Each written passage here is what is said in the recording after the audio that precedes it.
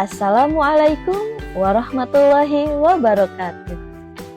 Saya Siti Nadiroh, mahasiswa PPG dalam jabatan kategori 1 gelombang 2, jurusan Pendidikan Bahasa Indonesia, Universitas Palangkaraya. Pada kesempatan kali ini, saya akan menyampaikan praktik baik atau best practice berdasarkan pengalaman saya mengajar di tempat saya bertugas, SMK Budi Utama Panimbang.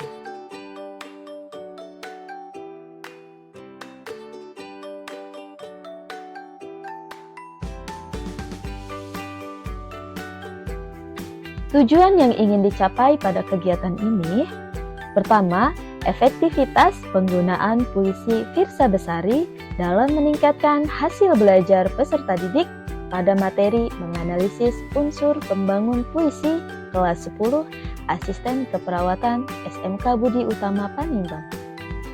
Kedua, memaksimalkan metode picture and picture dalam materi menulis puisi. Tiga, mendorong motivasi peserta didik dalam menulis dan publikasi puisi melalui media Wattpad. Pelaksanaan kegiatan ini, aksi pertama dilakukan pada 6 Desember 2022, sementara aksi kedua dilaksanakan pada 11 Januari 2023.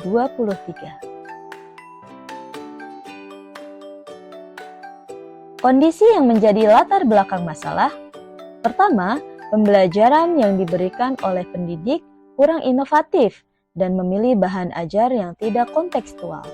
Kedua, peserta didik tidak menguasai materi pembelajaran. Ketiga, pendidik memberikan contoh puisi yang dianggap terlalu sulit untuk dipahami.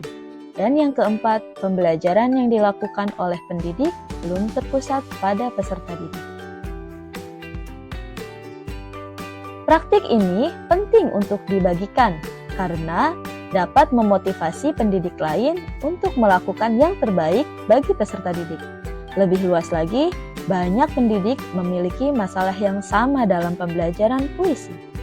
Maka, dengan adanya hal ini, bisa dijadikan referensi solusi untuk berbagai pihak yang memiliki masalah serupa. Peran dan tanggung jawab penulis dalam praktik ini. Pendidik harus menciptakan pembelajaran yang mampu meningkatkan hasil belajar peserta didik dengan memilih model dan metode pembelajaran yang inovatif. Pendidik juga harus mampu membuat media pembelajaran yang inovatif seperti media pembelajaran berbasis TPEC. Tantangan. Yang pertama, berkaitan dengan lembar kerja peserta didik berbasis TPEC, yaitu Live Worksheet. Kedua, berkaitan dengan model pembelajaran. Ketiga, berkaitan dengan media pembelajaran berbasis TPEC. Dan yang keempat, berkaitan dengan metode pembelajaran. Siapa saja yang terlibat dalam kegiatan ini? Pertama, peserta didik. Kedua, pendidik, dan yang ketiga, dosen dan guru pamong. Langkah-langkah dalam menghadapi tantangan. Pertama, berkoordinasi dengan kepala sekolah. Kedua, mengidentifikasi permasalahan serta akar permasalahan dengan melakukan wawancara kepada pakar, kepala sekolah, pengawas, dan juga rekan sejawat.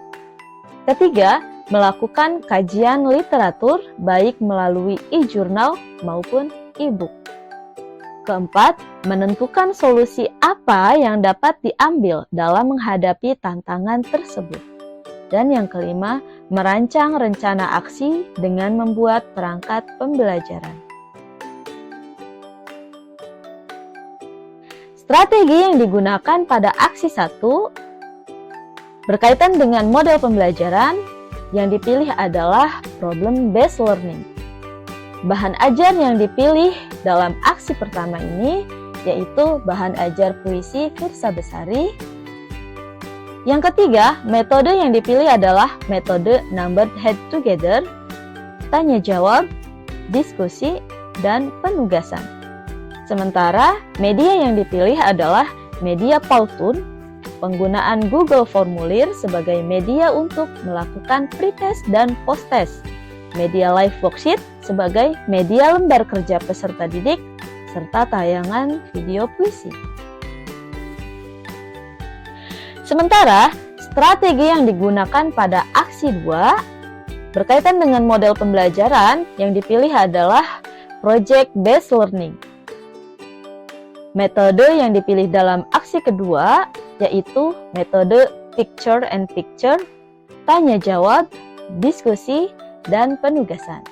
Sementara media yang digunakan dalam aksi 2 ini adalah media Canva, penggunaan Google Formulir sebagai media untuk melakukan pretest dan posttest, penggunaan Live Worksheet sebagai media lembar kerja peserta didik, dan juga Wattpad sebagai media menulis dan publikasi puisi. Proses dalam mengatasi tantangan: pertama, penyusunan perangkat pembelajaran; kedua, menyusun bahan ajar dari berbagai sumber; ketiga, merancang kegiatan pembelajaran; keempat, membuat lembar kerja peserta didik; yang kelima, mempersiapkan media pembelajaran yang akan digunakan; 6, memilih metode pembelajaran yang tepat; 7, mempersiapkan sarana dan prasarana; dan ke-8, menyiapkan motivasi pembelajaran. Pihak yang terlibat dalam kegiatan ini adalah peserta didik sebagai objek, kemudian kepala sekolah sebagai evaluator. Yang ketiga, rekan-rekan bagian tata administrasi yang telah membantu dalam mempersiapkan sarana dan prasarana. Dan yang keempat, anggota ekstrakurikuler jurnalistik yang telah membantu dalam perekaman video. Sumber daya yang diperlukan diantaranya laptop, proyektor, layar, handphone, soundbar, dan juga internet. Dampak dari rencana aksi yang dilakukan. Setelah melaksanakan rencana aksi dengan menggunakan model pembelajaran yang inovatif, pendidik menemukan bahwa proses pembelajaran menjadi lebih menyenangkan, lebih bermakna, dan membuat peserta didik lebih aktif, sehingga hasil belajar peserta didik meningkat. Penggunaan media yang inovatif seperti Canva, Google Formulir, Live Worksheet, Wattpad, dan bahan ajar puisi Firsa Besari yang cenderung mudah dipahami mampu membantu dan menarik perhatian peserta didik untuk mempelajari materi yang menurut mereka sulit untuk dipahami, serta mudahnya publikasi karya melalui media Wattpad. Dilihat dari tujuan pembelajaran dan nilai peserta didik setelah pembelajaran selesai, penulis dapat menyimpulkan bahwa pembelajaran yang penulis lakukan sudah efektif dan mencapai tujuan yang penulis rumuskan. Hasil dari aksi yang dilakukan. Dari hasil evaluasi yang dilaksanakan pada akhir proses pembelajaran aksi 1, nilai peserta didik sudah semuanya memenuhi kriteria ketuntasan minimal atau KKM. Peserta didik yang mendapatkan nilai 90 sebanyak 15 peserta didik, sebanyak 3 peserta didik mendapat nilai 80, dan sebanyak 2 peserta didik mendapatkan nilai 70. Sementara pada aksi 2, metode Picture and Picture dapat berjalan dengan maksimal dalam kegiatan peserta didik menulis puisi. Serta media Wattpad menjadi salah satu media yang dapat memotivasi peserta didik dalam menciptakan dan mempublikasikan karya. Respon orang lain terkait dengan strategi yang dilakukan. Pertama, respon dari peserta didik. Dengan menggunakan model Problem Based Learning dan Project Based Learning, metode Picture and Picture, media Wattpad, dan bahan ajar puisi yang ringan memudahkan peserta didik menganalisis dan menulis puisi dalam proses pembelajaran. Respon kedua dari kepala sekolah. Kepala sekolah memberikan respon positif terhadap proses pembelajaran yang penulis lakukan, sehingga berharap dapat memotivasi pendidik lain untuk dapat melakukan hal yang sama. Faktor keberhasilan dari strategi yang dilakukan dalam pembelajaran ini Pertama, bimbingan dari dosen dan guru pamong dalam penyusunan perangkat pembelajaran. Kedua, dukungan dari kepala sekolah selama proses berlangsung. Dukungan dari rekan sejawat yang memberikan saran dalam pengambilan video pembelajaran, serta dukungan dari rekan-rekan tata administrasi yang turut membantu dalam mempersiapkan sarana dan prasarana dalam proses pembelajaran.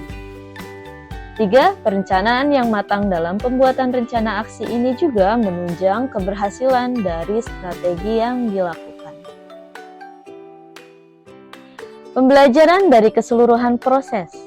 Pembelajaran dari keseluruhan proses yang telah dilakukan adalah dalam melakukan proses pembelajaran yang baik, perlu perencanaan yang matang, mulai dari menganalisis kompetensi dasar dan indikator pencapaian kompetensi, memilih model pembelajaran yang sesuai, media yang efektif, hingga penilaian yang sesuai dan terukur sehingga proses pembelajaran dapat memberikan makna dan kesan mendalam kepada peserta didik. Demikian penyampaian praktik baik atau best practice. Terima kasih. Wassalamualaikum warahmatullahi wabarakatuh.